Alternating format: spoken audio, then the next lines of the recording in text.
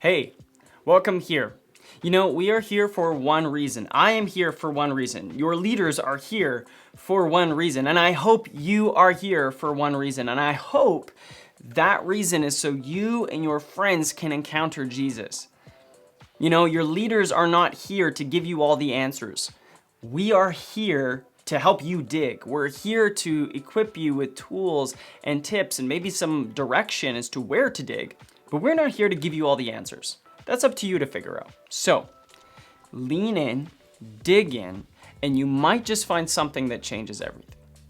You know, the way we approach the Bible is the same way we should approach our relationships, which is through listening and through asking questions and actively listening, meaning actually listening and not just pretending we're listening. Oh, hey, Carter, can I borrow your megaphone? Oh yeah, sure. Here you go. All right, thanks. Hey Carter, what are you gonna use that for? Oh, Gary's asleep in his office. I'm gonna go wake him up. Ooh, can I come? Hey Carter, what does it mean to be a disciple? Oh, well, it means to be a student. Interesting.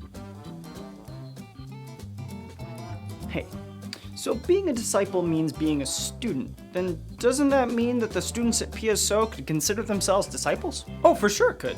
So why don't we then? Well, mainly it's because the term disciple generally means that you're a student of a teacher, not in the sense that you want to know what they know, but you actually want to be like them. That's a good thought. We should hang out together more. Both conversations could have been over the moment the first question was answered. And that's how most conversations happen. That's how most relationships happen, and that's how most of the time we approach the Bible. But what if, like the second scenario, we asked more questions of the Bible?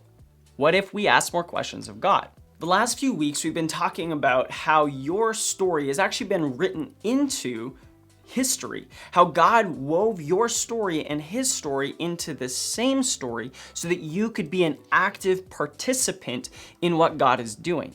But we also saw in Israel and the church that we don't always write the story God's way, and it can have some terrible consequences as a result.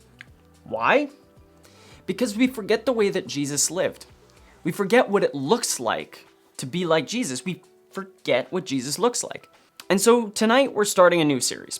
This series is all gonna be about the life of Jesus. How did he live? And we're gonna start with the fact that God became fully human. Let's just take a moment to think about that. That would be like Jeff Bezos, the founder of Amazon, whose net worth is $175 billion.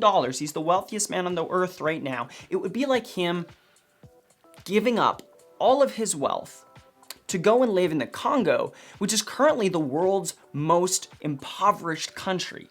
And not to go there to snap his fingers and make it all better, but instead to literally become one of them, live where they live, or lack thereof, to have no roof over his head, to wonder where his next meal was gonna come from, to wonder if the water he had just drunk was gonna make him deathly ill, and to make friends amongst that culture and have his heart break as they lose children to malnutrition and all of these things, and finally to die himself.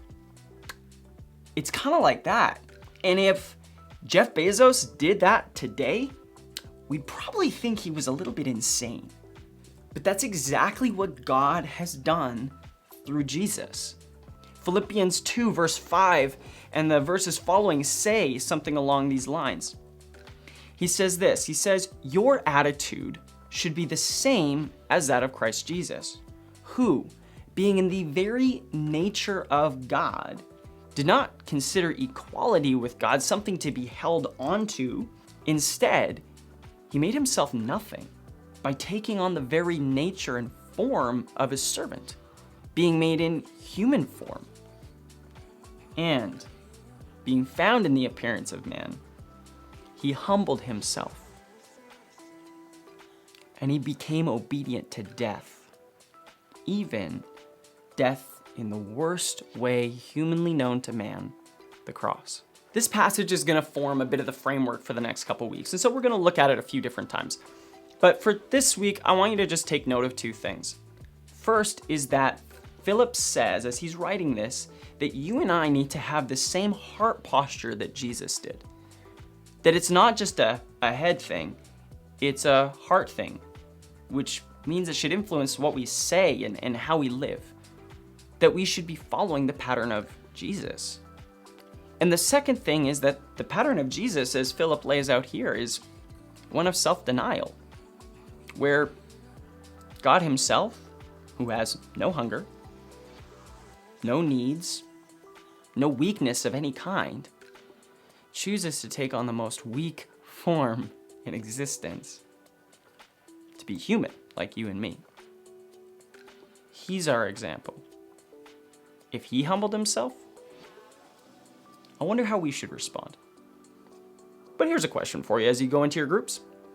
What do you think it means to be fully human?